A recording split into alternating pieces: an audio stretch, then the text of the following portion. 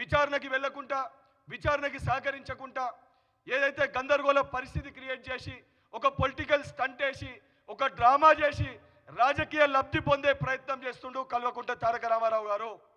నిజంగా మీకు చిత్తశుద్ధి ఉంటే మీరు తప్పు చేయకపోతే విచారణకి మీరు హాజరై విచారణకి సహకరించాలని చెప్పి డిమాండ్ చేస్తున్నాను.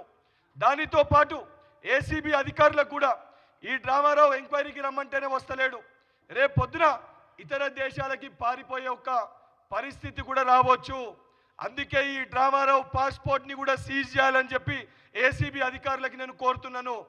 ఈ డ్రామారావు ఇప్పటికే ఏదైతే సంబంధించి వచ్చి దాంట్లో ఎంక్వైరీకి రమ్మంటే వస్తకుండా అనేకమైన నాటకాలు ఆడుతుంటూ, అందుకే ఈ డ్రామారావు పాస్పోర్ట్ని కూడా సీజ్ చేయాలని చెప్పి ఏసీబీ అధికారులని కోరుతున్నాను.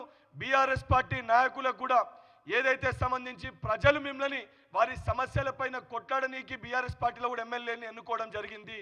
అవన్నీ పక్కన పెట్టి కేసీఆర్ గారికో కేటీఆర్ గారికో కల్వకుంట్ల కవితకో హరీష్ రావు గారికో కేవలం ఆ కుటుంబం కోసం ఆ కుటుంబ సమస్యల కోసం ఆ కుటుంబం తెలంగాణ ప్రజల సొమ్ముని దోచుకుంటే ఆ కుటుంబానికి అండగా నిలబడతారా, లేకపోతే ఇది దొంగలని కటకటాల్లో నెట్టాల్సిన అవసరం ఉందా లేదా?